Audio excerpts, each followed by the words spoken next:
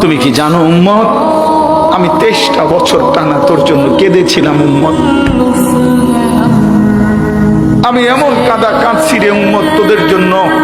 আশার নামাজের পরে দাঁড়াইছি, ফজরের আজান পর্যন্ত আমি আমার মালিকের কাছে তোদের জন্য, উম্মতের জন্য চোখের পানি ফেলে কাঁদছিলাম। আমার এত চোখের পানি তোর দিল গলাইতে পারলো না।